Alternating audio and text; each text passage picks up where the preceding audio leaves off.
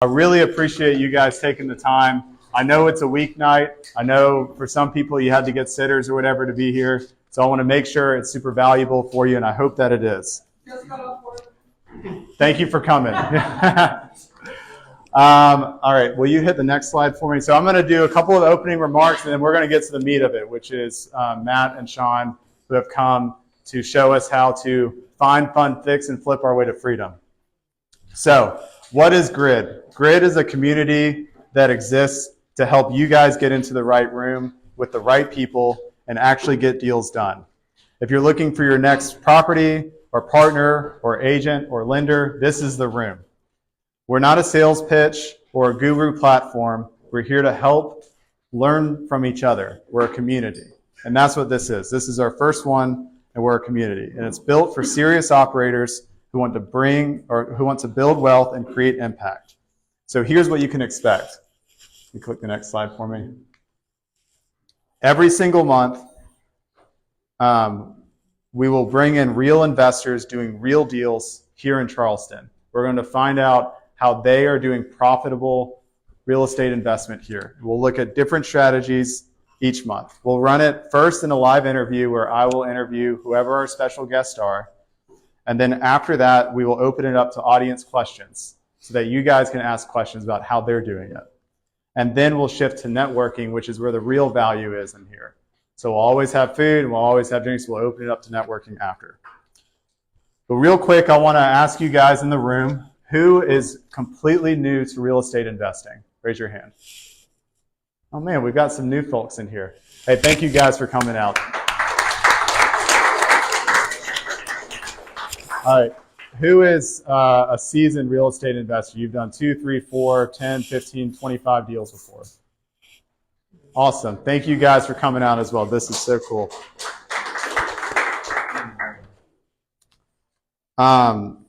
If you're looking for property managers, there's multiple property managers in this room.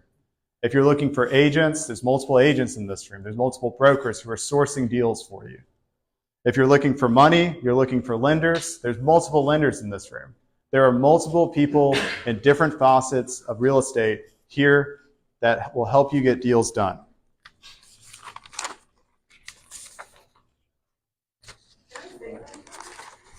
Sure. One tax strategist in this room that will help you save on your taxes so you can invest more if anybody wants to come in. Oh, beautiful. Thank you. That's the real winner. All right, so our commitment to you is this. The third Tuesday of every month at 6 o'clock p.m., we're hosting this event. It'll be here at the Moore office until we outgrow this space, which might be the next event. I don't know. This is awesome. We're going to keep it high quality, no fluff, just straight value, and we're going to keep building leaders here in Mount Pleasant. So let's do a little bit about me. So my name is Paul Kelton. I've done over 100 transactions since 2020. I'm also the founder of Tide Property Management, which manages over $60 million in Charleston real estate. I only work with investors here in the Charleston area, and I only do investment real estate. You'll also see these people around when you get invited to the events or communication. Elliot here. Elliot, can you raise your hand? Where are you? Elliot is awesome. If you guys need a connection, you guys need, you want an intro, Elliot knows almost everybody in the room, and he's helping put this on. And then we have Mads and Miggy who are behind the scenes helping us with our marketing. So, and I just real quick, and then we're going to go right into the meat of it. I want you guys to hear from the people who have made this event free tonight, which are our sponsors. So I want to thank them. I'm going to go through each one, ask them to stand, say who they are, their title at the company, and just like a brief thing, less than a minute, of how they help people in the room. Okay? We'll go through our first one, which is Matt O'Neill Real Estate. So Matt has been super gracious in allowing us to use this space tonight, which has been awesome. So I've been a member of Matt's team for over 5 years, and it's been great. Click the next one. Tide, who do we have from Tide? Kelly? Hey, I'm Kelly Innes.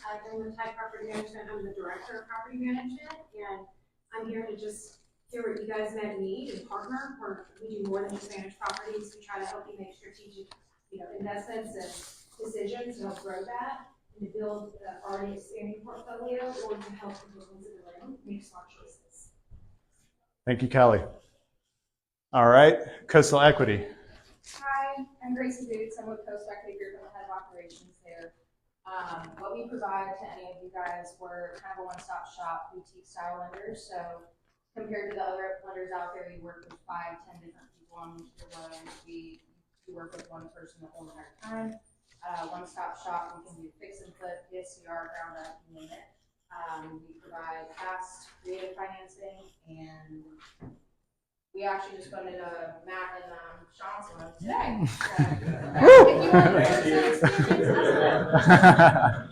Thank you. All right. Mitchum, Lenny.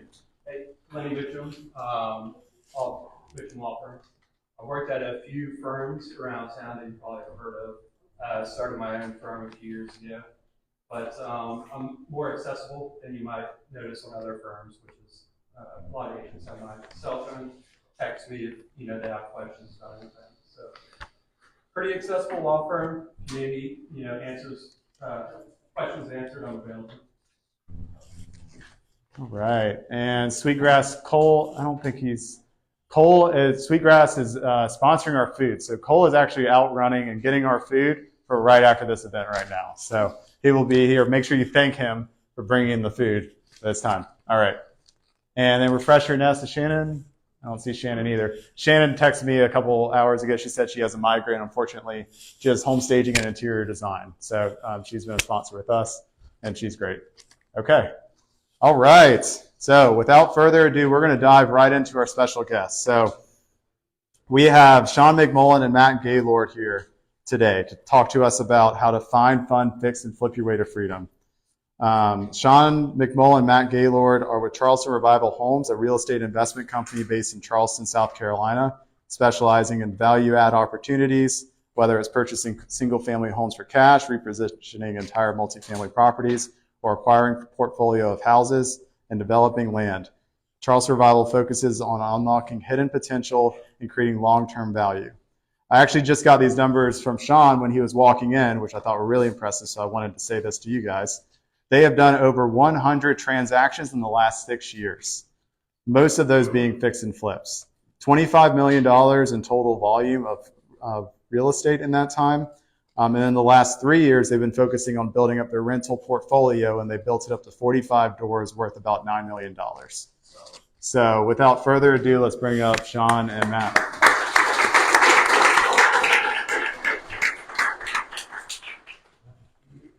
All right. Guys, I only have one microphone, so you're going to have to pass it. Perfect. All right. Well, let's kick this off. So here's how this is going to work. I'm going to ask a little background about them, then dive into the specific criteria of finding, funding, fixing, and flipping, and then I'm going to open it up to questions. And then it's just going to be you guys just talking directly with Sean and Matt. All right? So let's get into it. So first of all, just give us a little bit of background.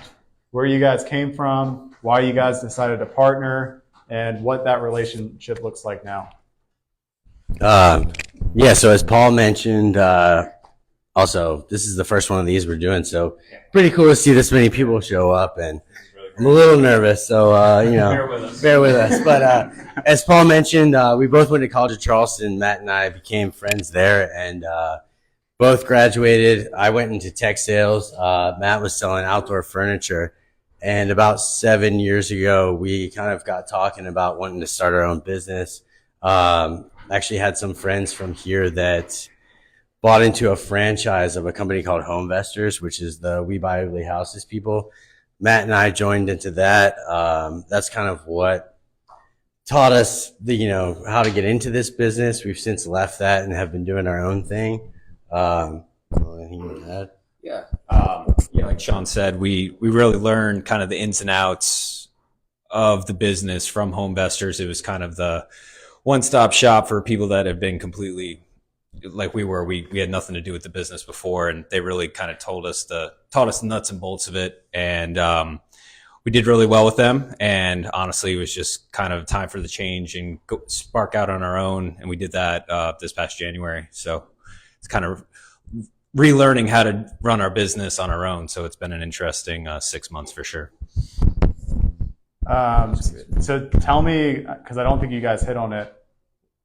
I've seen a lot of people do this solo, right, at a high level. I've seen a lot of people, especially with finding and flipping properties, they do it with their spouse at a really high level. Maybe like husband does the contracting and wife does the design and the sales or whatever.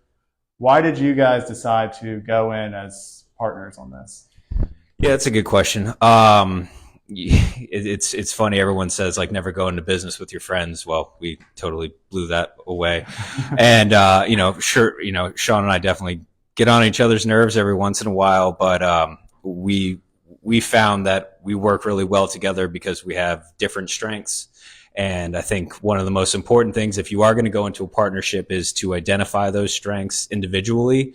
And, you really can't take it personal if you're not good at something or your business partner is better at something than you. And you gotta put on the right hat. And we ended up doing that. I tried being the buyer at first, and I was kind of the person that brought the money to the table to start the business. And, when I'm sitting down with these folks trying to buy their houses, all I'm thinking about is the dollars that are going away that I put into the business. So I really couldn't separate myself from that and really connect with the client. And Sean was much better at it than me.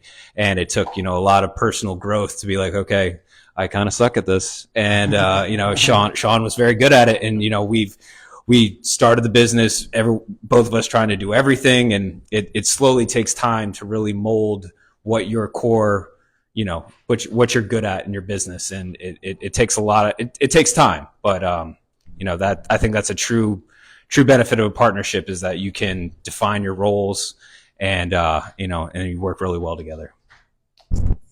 So just to be clear, in how you guys have it set up, what strengths do each of you bring to the table? Yeah, absolutely.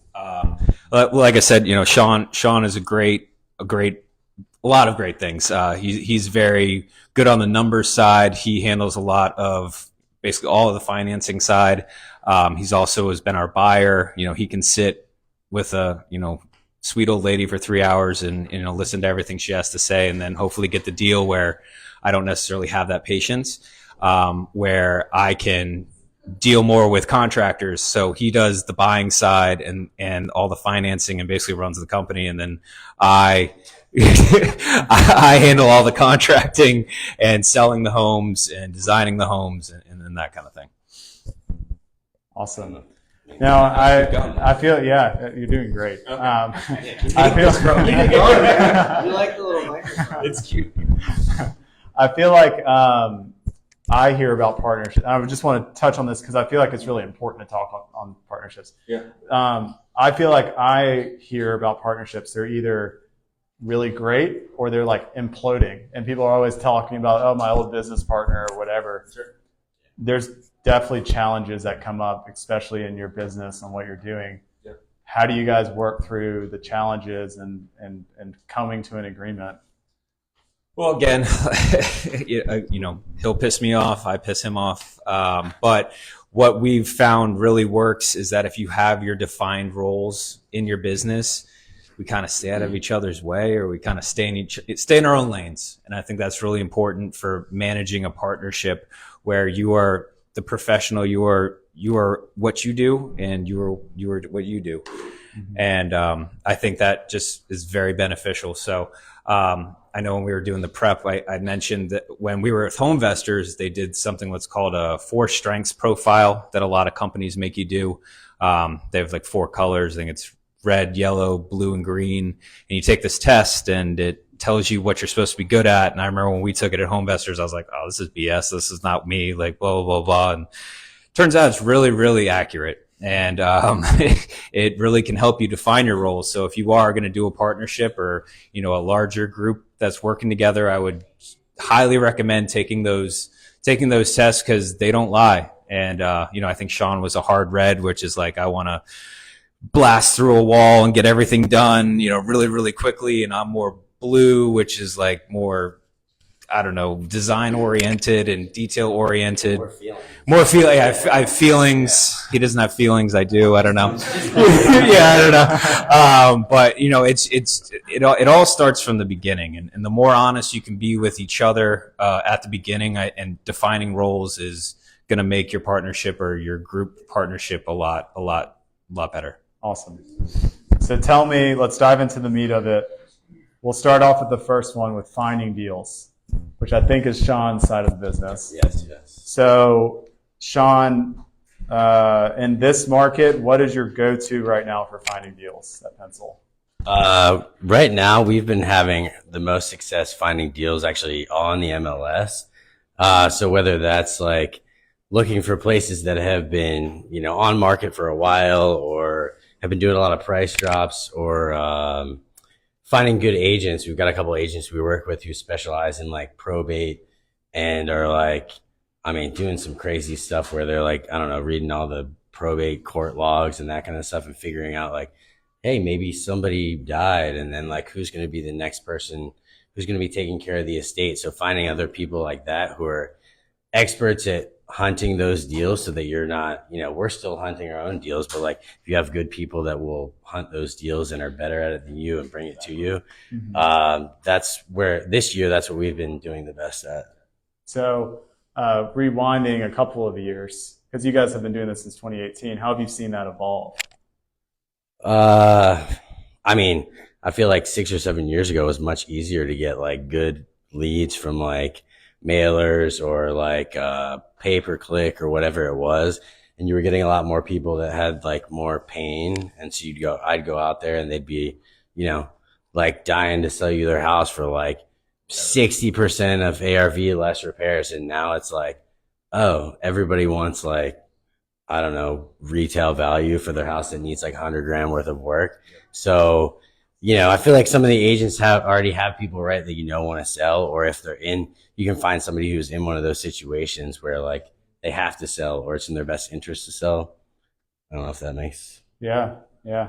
That's interesting that you guys are finding deals on the MLS. That's something like we're talking, the Matt O'Neill agents, the ones that are here know this, like Matt's always talking about how the inventory levels we're seeing right now are like the highest we've seen since 2018, 2019. Yeah, pre-COVID, yeah. Yeah, so it's really starting to turn into a market that you can actually find deals in again. Yep.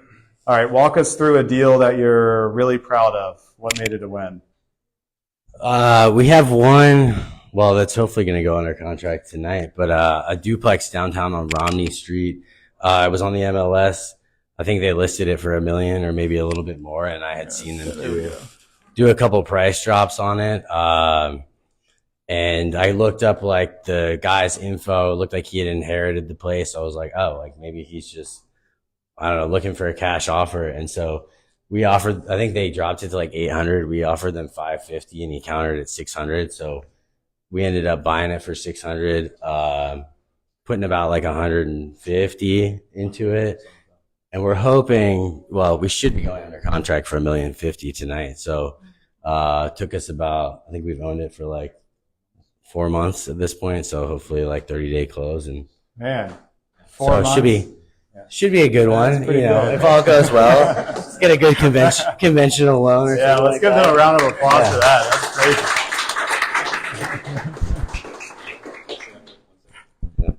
Just to piggyback on what Sean's talking about. So when we first got into the business, we were with a franchise where you just basically gave an allocation of funds monthly, and then they took that, threw it in a pot with everyone else in your area, and then they handled all the advertising for you. They did all the pay-per-click, they handled all the direct mailers, all that good stuff. And fast forward to now where we're doing it all by ourselves, it's a lot more of an undertaking. And I will just say, like, I spend a couple hours a day just going on the MLS, basically looking at the expired ones, the canceled ones, the ones that have been on the market for, over 60 days. And you can't be afraid to make the lowball offer, because you never know, you might piss people off. You're going to get cussed out by some agents, whatever it is. But this is an exact example of that. We came in, when Sean told me make a $200,000 under 250 under asking price, I was like, you're out of your mind. I'm just going to get yelled at again. Because I'm an agent as well. I'm like, I'm just going to get yelled at again. And he took it. So you can never be afraid to make the offer. You can never be afraid to try to get a deal. That would be my one piece of advice with the MLS. Yeah, I mean, all they're gonna do is say no. Exactly. So I love that. Make an offer where your numbers work. yeah, it's all about your number because it has to work for both of you, right? That was one thing we learned from home investors is like stick to your numbers. You gotta, we'll talk about it later how you come up with your ARVs and all that stuff, but you always got to stick to your number. You never want to jump up to get the deal because then you're already behind the starting line once you get the house. That's not what you It's want to actually do. where we're going next. So give me your filter. How do you decide if something, just back of the napkin math, how do you decide if something is worth your time to pursue for flipping? Okay. Just keep it, try and keep it simple. Yeah, if it's quick, I mean, simple math. if they don't have like at least probably like 25% equity, then it's kind of like a waste of time because so much gets eaten up in the transaction costs on the buying side and on the selling side. It's like, I don't know. I mean, we've never had anybody bring like money to the table to sell a deal. So usually, they have to have some equity. Yeah, so looking for properties that have equity, but when it comes to like the specific calculations that you guys are doing, Yeah. Yeah, we'll. I mean, 25%, like, so they have to have at least 25% equity or else we're kind of just like, whatever, pass, yeah. So, Then getting the ARV. Yeah, like working backwards from ARV, what are you guys doing? oh, like, I think you know.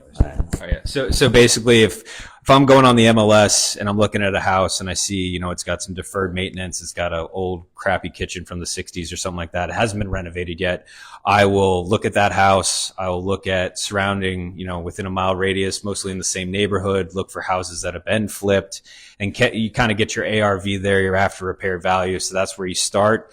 And then we usually take 70% of that, and then we calculate what we think our repairs will be. So it's 70% less the repair value. That's going to be your offer. And if you try to make it, our rule of thumb is you want to make dollar for dollar what you're putting into it. So if our repair budget is 80 grand, we want to be making 80 grand at the end of it. So that's kind of our simple math for it. Obviously, sometimes different things come up with that as my general rule of thumb. So that's how you decide if it's worth your time. Yeah, Right. or worth making an offer on it. Yeah, exactly. If it's, sometimes I'll do the math and it's like they have it listed for 185 and I need to offer $40,000. I'm not going to do it. well, and if they like bought it last year, Yeah. odds are like, Yeah. they don't have enough in it to even make it worthwhile. Yeah, So, because most people don't have money to bring to the table to sell their own house. right. So tell us, let's go into funding now. So how did you finance your first deal and how has that evolved over time? Our first deal, we worked with a hard money lender. And we still work with hard money lenders, they're not all monsters, Gracie's pretty good. How has that evolved? I mean, if you can find a hard money lender that will fund like 100% of your deal, that's a win. There are some that do it. You have to buy it at the right numbers. Now we have some private money investors. And so we still work with hard money, but we're trying to like spread the private money across that. So either we like fund the renovation or whatever, but we can do a lot more deals by still utilizing hard money. And then like we could do 10 deals with the same amount of private money. And if we tried to fund all the deals with the private money, we could do like 3 because we'd be using the purchase money, the renovation money and all that stuff. So that's kind of how we, have changed it up. Yeah. If you guys, have you guys ever like done something with funding that like doesn't pan out or wasn't what you expected, or any curveballs thrown from funding these deals before? COVID. No. I don't know. I mean, sometimes with lender, I feel like the only curveball is like when we've done refinances where, things change. Like you get an initial quote, not saying Coastal Equity, other companies. And we worked with like, Kiavi, which is like a big national one before. And like, I think they quoted us like 6% when we first started doing this refi for a house. And then by the time we were closing, you're like ready to go the day before. And they were like, oh, by the way, rates have shifted. It's down to 9% interest rate for this rental loan. And you're like, well, that doesn't just destroy my, entire number. So I feel like that's the only curveball that we've run into is like mortgage rates or changing rates, which suck. A loan through a bank when they back out at the last minute on the first. Yeah. Well, I want to be cognizant of time, make sure we're running through this. So, looking at fixing the property, how do you decide how much work to put in the property? Do you do it based on your gut because you've been doing it for so long, or do you do it based on comps? It's a little bit of both. I'd like to say it's based on my expertise, but I'm certainly not an expert. It's definitely when you purchase a home, you definitely want to look at the surrounding neighborhoods pretty close to, especially, if you're in a West Ashley versus a Mount Pleasant, or a Mount Pleasant versus a Hanahan. Look at comps in the neighborhood that have been flipped and see what they've gone for. I think I made the analogy that, you're not going to put the same finishes and bathroom stuff that you put in an old village house that you're going to put in a house in Ladson. So that really is that's kind of my rule of thumb. You certainly don't want to over invest that you're not going to get any value from. And that comes down to, different tiles, different flooring, just depending on how far, different appliances. It could really get rid of the popcorn. Yeah. Do you get rid of the popcorn or not? Yeah, exactly. Are you going to do granite countertops or quartz countertops? So it all really depends on what has sold and moved around that house, that has been flipped, would be my answer to that. And I feel like one of the biggest curveballs, especially when you're talking about fixing property, is contractors. Yeah. Because I've seen a lot of people where they either make or break the project, right? Sure. I don't Absolutely. know if anyone in the room has had that experience. So what systems do you guys have to keep your contractors on track? Yeah, we've had some war stories with some contractors for sure. We feel like we have two good groups now, and they're vastly different in how they run their businesses. But one of my roles in the company is I pretty much am a quasi project manager. I don't like to use that term because I don't like to take it away from the contractors, because they really are running the project, but I kind of keep them on track, keep them on budget, keep them on time as much as possible. I would say it all depends on who your contractor is. Some of them you'll find are very, very organized. One of our contractors, he uses that Company Cam app, and every Friday sends us an invoice of what was done that week, how much each thing cost, photos of everything, videos of everything. And then I got another contractor who, writes things on napkins and has a binder, and he has, love him to death. He's the greatest guy in the world. So some of them I have to play with kid gloves, and the other one, it's just like, hey, you got your stuff together. But if you want to put your own things into place, what I've actually found very interesting with my new contractor is these are his rules. If he doesn't send me a new invoice every week, that's $100 off of his nut. Like an updated one. Yeah, an updated one every week. I'm supposed to have one every Sunday, I think. And then what was the other thing that he does? If he doesn't finish it on the agreed upon time frame, it's $150 Yes. a day penalty. Yeah. Yes. So he has automatic penalties built Yeah, into he his penalizes contract. himself, which keeps him. That's good. I know. Has anyone heard of that before? Yeah. That's awesome. And I'm not going to share his name. I'm sorry. But yeah, that's great. Some other contractors, I'm a month overdue on when we were originally supposed to finish. And, most of the time it's not always their fault. You got to deal with permits, you got to deal with inspections, rain, whatever have you. But yeah, I think just having the main key with contractors is communication, and you set the standard for that. I talk to my contractors 5 times a day. I am on job sites as much as possible because they've got other stuff going on as well, other jobs that aren't mine, but I want to make sure that I am the number one priority. And if I'm not on the job site, they're not going to believe that. So it's really on you to, express that to your contractor. And I think communication is the key, because there's so many moving parts, so many different subs. And if you're working 6-7 different projects at one time, like we have 6 different flips going on right now all over every different part of this town. And, my head could pop off any day. It usually does. But How yeah. many times a day do you talk to your contractor? 4 or 5 times a day.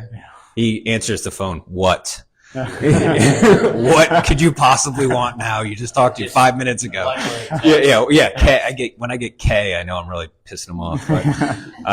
But yeah. All right. Thank you guys for diving into that. Yeah. For flipping / selling the property, right? So it's time to exit. Yep. We've got it all fixed up. Yep. By the way, before we go in, oh great, you guys put up. They did some awesome finishes in here in this Romney place. How do you approach pricing when you go to sell a property? Yeah. So, like kind of we said at the beginning, you find your ARV, your after repaired value. That's kind of your target. And, things can change, depending on how big the project is. It could take 6 weeks. It could take 8 weeks. And the market can fluctuate, left or right. I know when we were during COVID, we ended up having it seemed like every month it would go up 20%. And, by the time we were ready to sell the place, it was worth so much more than we had originally thought. Contrarily, it can change now, it can go down. So I think your ARV is a good starting point from when you started the project. But as soon as you're done, you need to rerun your comps. Or even in the middle. Yeah, in the middle. Yeah, like the whole time you're doing it. When you're doing a rehab, you need to, be aware of what's going on in the surrounding, in the neighborhood and the surrounding area. Are things moving? Are they sitting? And that will just give you a really good indication of how you're going to perform as soon as you get on the market. But you need to, right before you are going to list, you need to look at what has sold, what's sitting, what's pending. Because you don't want to be at the top of the market. We're not in the business to make the highest dollar. We're in the business to sell the house, move on to the next one. So if we want to go in 10 grand under what everyone else is listed for, so we can go faster, we're going to do it. We're not here to sell it for the top dollar.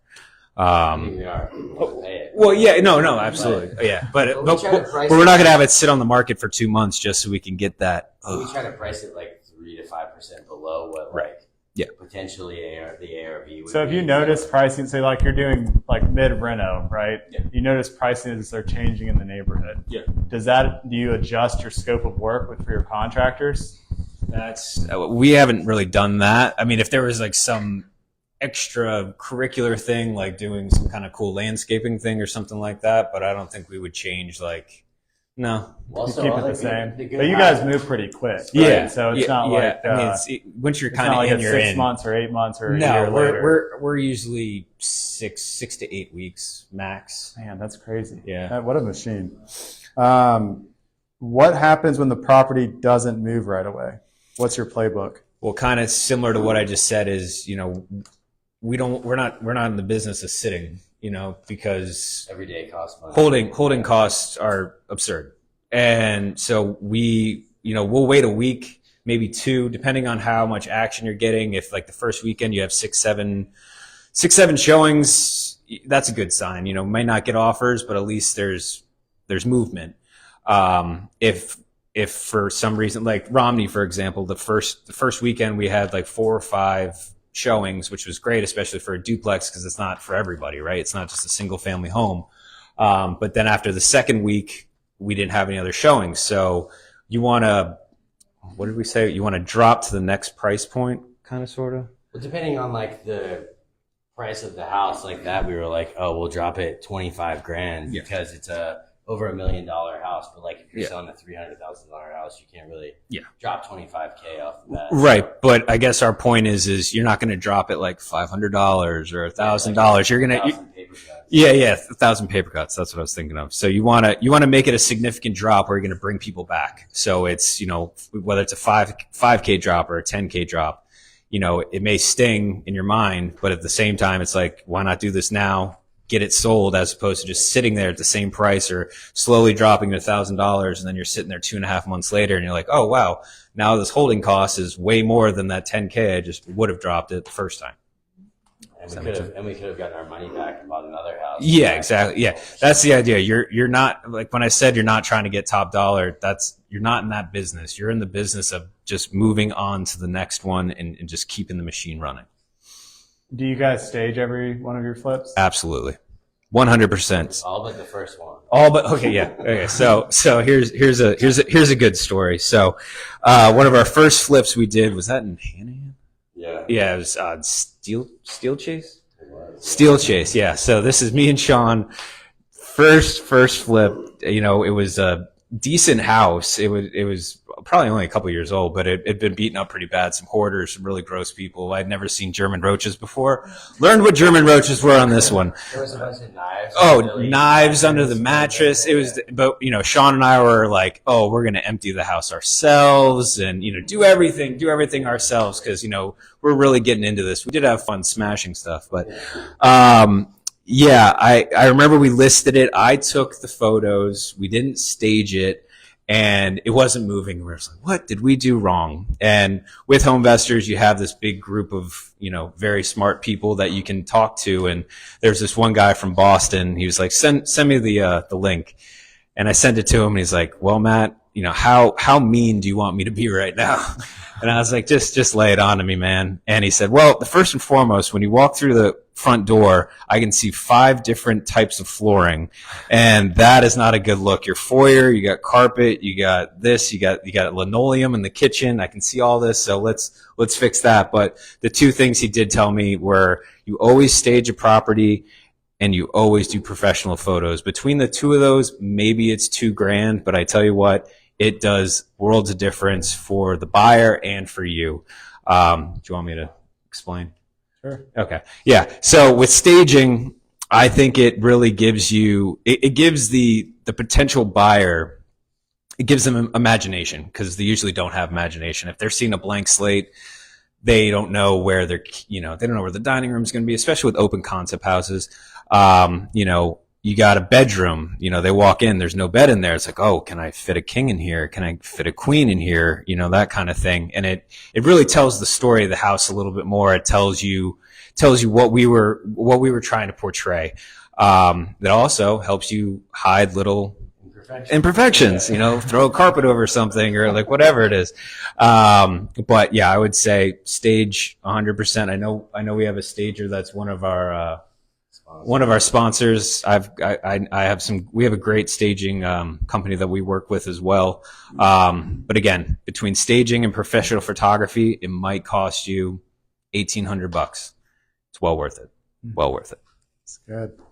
All right. I just want to do a couple of questions on general advice, and then I want to open it up to everybody. So go ahead and start thinking about your questions. If there's someone in the room tonight ready to start, what is the best first move that they can make? Start making offers.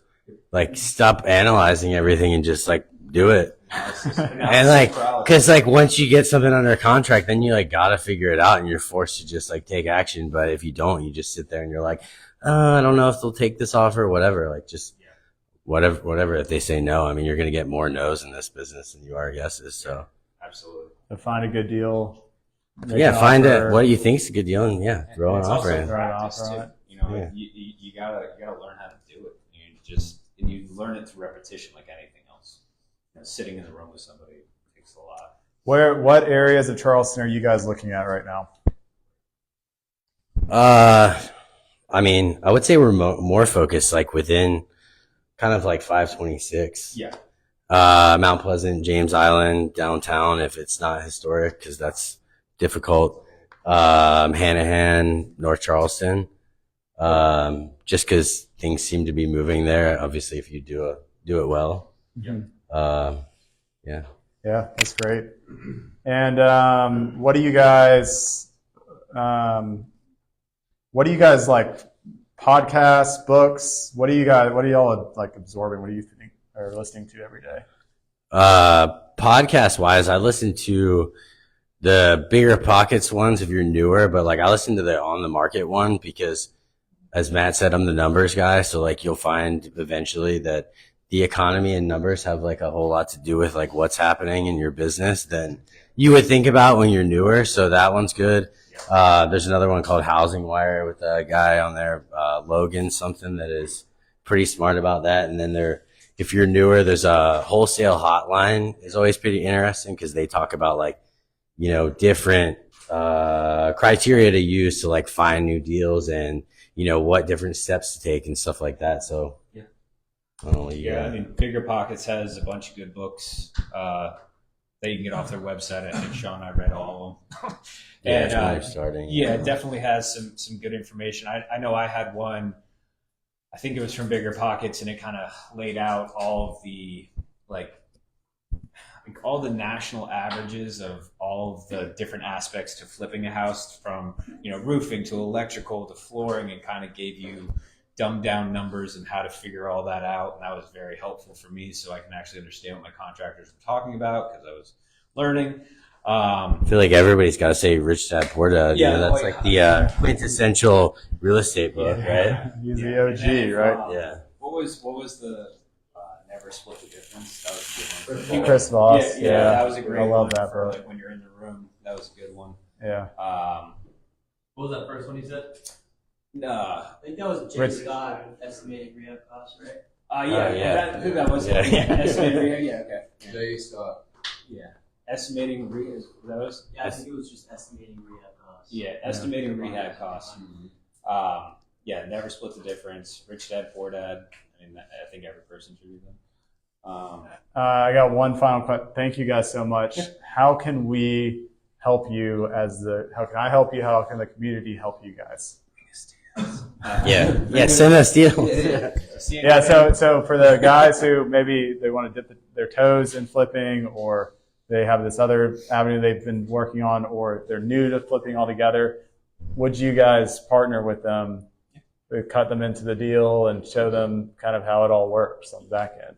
Yeah, I mean, if the numbers make sense, and, you know, we're always, you know, we've been the beginners, so you know, I think what really helped us was, you know, kind of not being taken under the wing of somebody that was experienced, but just asking questions and all that. And, you know, if we can JV a deal or whatever it is, or if you want to bring us something, you know, our doors are always We'll open. pay referral fees. Yeah. You know, we'll join up with you, whatever makes sense, as long as everybody can make money. Yeah. I mean, that's all. That's the name of That's the what it's about. Yeah. Awesome. Well, thank you guys. All right, let's open it up. Who has some questions in the room?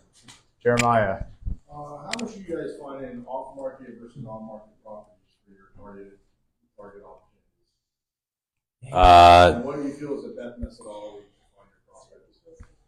So this year, like I was saying, we're finding more of our stuff on market. I mean, we're still doing like meta ads, and we have a cold caller. I mean, we've gotten like one good deal off of the cold caller in the last like 4 months probably. And that guy's been like blasting all of Charleston for houses, land, commercial, like whatever. We've also been developing this whole new format since January, so we're basically rebuilding our business in that sense. From a lead generation from a lead perspective. generation standpoint. So Yeah. That's the real goal. Yeah. exactly. But I mean, we buy from wholesalers. Yeah. I mean, huh? Well, not I mean, I don't know, we did like a month ago, but you know. I didn't say Yeah. I mean, there's still people wholesaling around, you know, however, we're not the lawyers, you know, so, but. So let's see, Carl. Is that Carl right there? Yeah, appreciate it. Thanks for coming, by the way. Great insights. Now, I know you guys started with Home Investors, I think, 6 years ago, then went out on your own. I'm curious what your thoughts are for someone that was going to start in your position in today's market, now that you're experienced versus, you know, market before. What are some of those challenges you would foresee if it was you starting today or someone that was just getting into it? So you're saying I wouldn't join a franchise, I would say that. Yeah, I wouldn't join a franchise. It was definitely like interesting because they teach you strategy, but there's so much information out there now that you can learn that for free. You don't have to pay like a guru or a franchise or whatever. And different from then and now. I mean, I'm trying to think.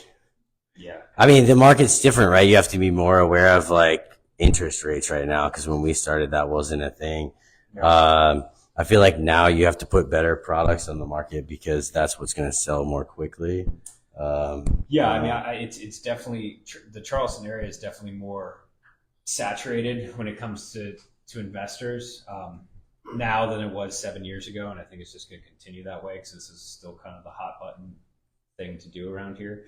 And like Sean said, I think it's putting out premium product, and I think it's just your time in analyzing deals. And like I said, I spend 4 hours a day on the MLS, just combing. But also like find a good network around here. Obviously, Paul's trying to bring that together because you're going to learn the most from like other people locally because they're working in the same market. And I feel like everybody around Charleston is pretty friendly in real estate. It's a pretty small community. So it's definitely behooves you to partner with somebody that is has that expertise and that's what they do for a living, and then you can just partner with them.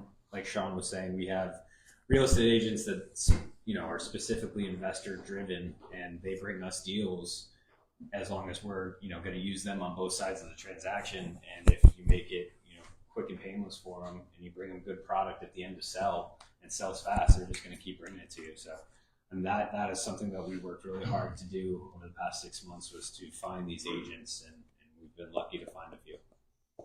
Awesome. What Like Paul. I saw Paul's hand, and then I'll move over to this side. Go ahead. Let's say, Great outfit. let's say you're going to a brand new city, you're moving there, you don't know anybody there, literally no one. Yep.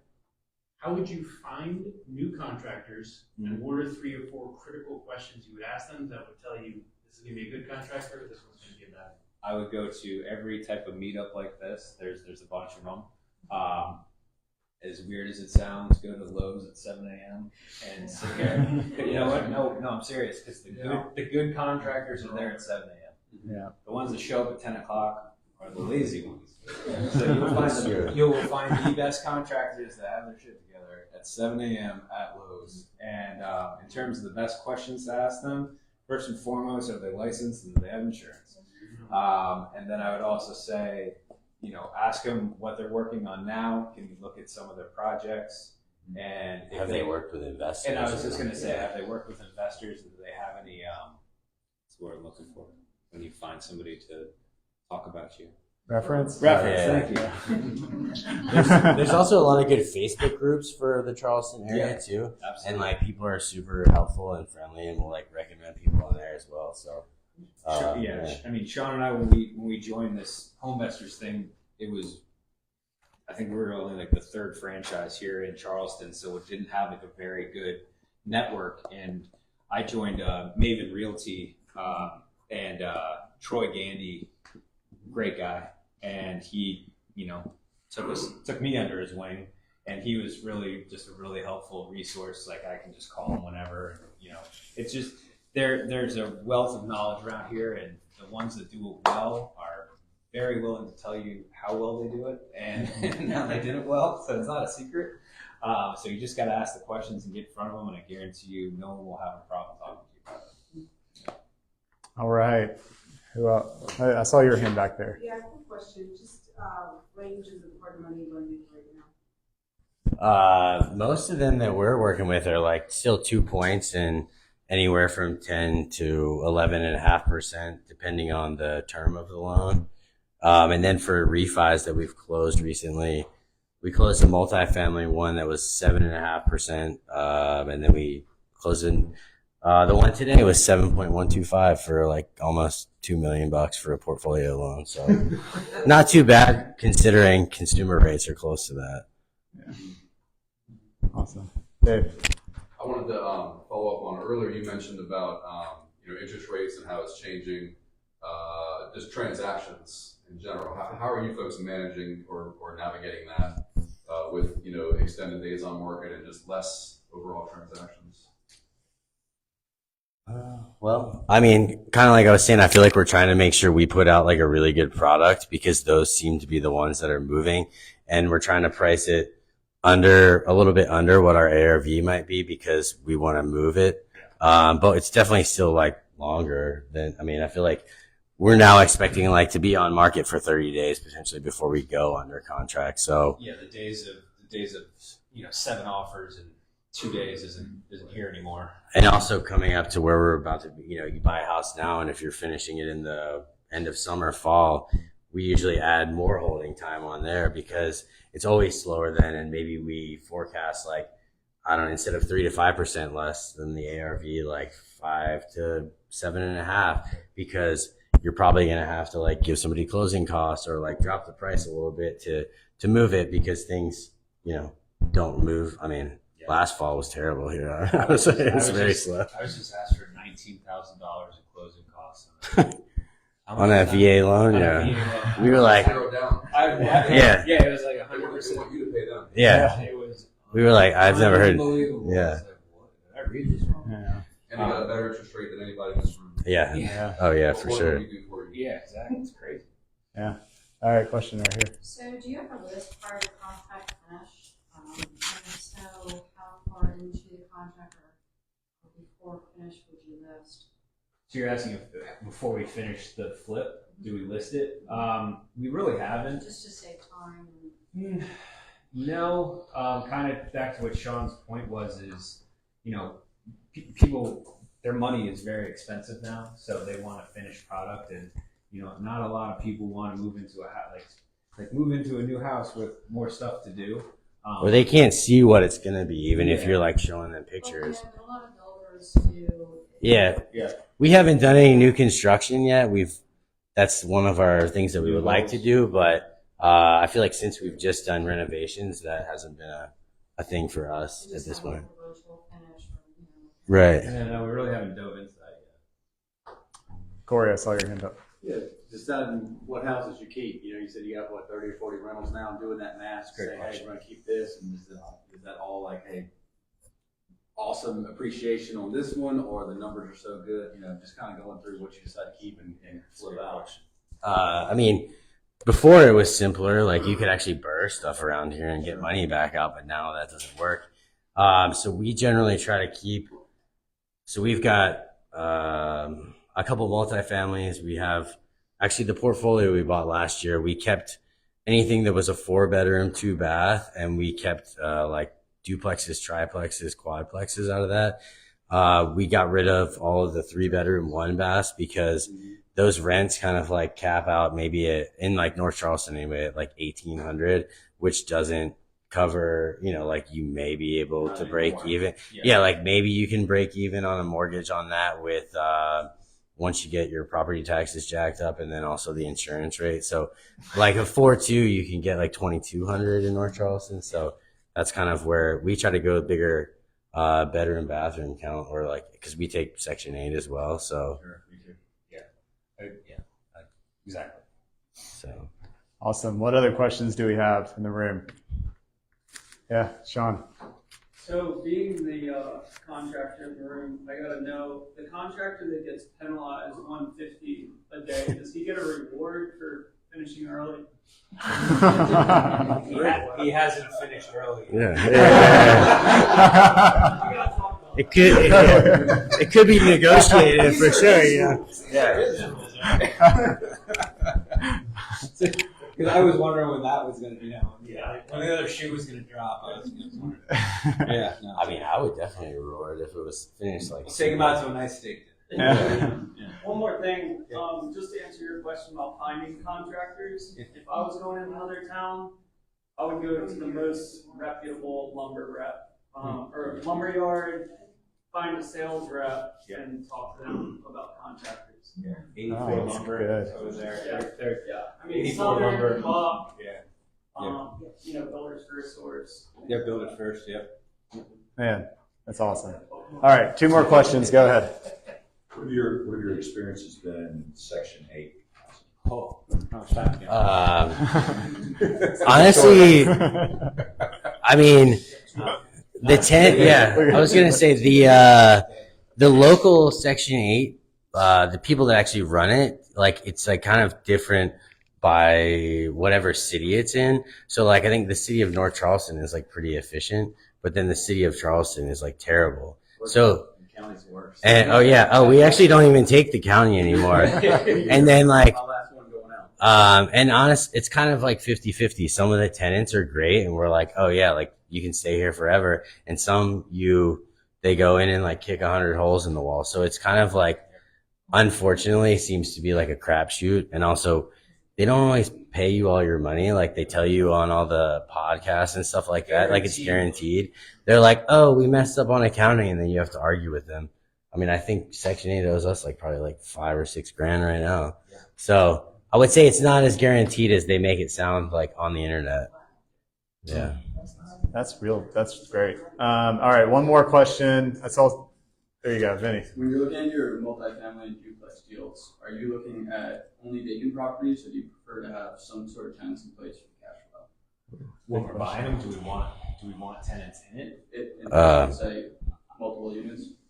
We've only bought ones that were like value add, so we've bought them pretty much fully occupied, and then have gone through the process, the joyous process of, waiting till the lease term ended, and then renovating them, and then taking them to market rent. So, because usually I feel like if you're working with like a hard money lender or something, they're not necessarily looking at the cash flow as is if they know you're going to be doing a full gut renovation and everything like that, and bringing it up over the next 6 It's good to have an months. idea of the baseline, but like you said, it slows down the process immensely the more people are in there. So I'd be so happy if there's nobody there. Yeah, it would be And I could simpler. get them all out at one time. Yeah. We bought a multifamily on Craft Avenue 2 or 3 years ago, and 2 years ago. 2 years ago, that was it was very interesting getting different walks of life out of there to get things done. It's still fun, but I would definitely say the less people in there, the better. Are you buying people out their leases, or you just wait until the end. Yeah. Or if they're month to month, or you just wait till the term ends and just tell them you're not. We gonna try. extend. Yeah, we have a property manager. We try to do everything by the book, and we're not trying to We're not trying to be jerks. Yeah. So we've obviously had evictions and all that fun stuff, but Even with the package deal that we had, a lot of them were single family, and we bought it all the way back in November, and I think the last one didn't. The lease didn't end until August, and that one ended up being the hardest one to sell. The last one on the package, and they got out in August. We had the house ready by almost Thanksgiving, and then it just sat for. got broken into. Let me the election. Oh, if you guys want to see a funny video? No, it got broken into a lot, but yeah, it's harder when there's people in it. All right. Hey, guys, let's give them a round of applause. Thank you guys so much.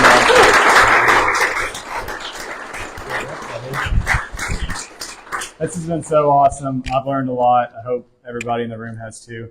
Sean and Matt have agreed to stick around. Will you guys click? Okay, so we have a couple upcoming events. We're going to do the third Tuesday of every month. Next month, we're doing how to find deals, making sense of prospecting, networking, and marketing, the best strategies for each of those three things to do. And then we've got a bunch of other events that I have listed on your sheets. You click on the next slide for me. All right, I'm going to have a couple challenges for you. So if you see the name tags when you guys walked in, you notice everybody has a different color name tag, right? So we have orange, which are people who are doing deals in the market. We have blue, which are people who are new or beginners. We have green, people who provide money. And then we have red, or people who provide services.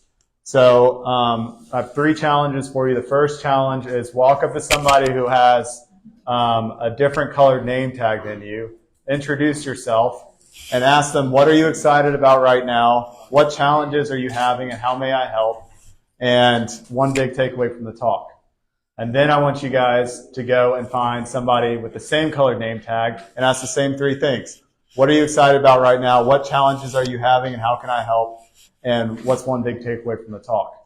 And then, if you can, please walk up to one of our sponsors and thank them for making this event free tonight when you have a moment. So we have pizza and we have drinks downstairs.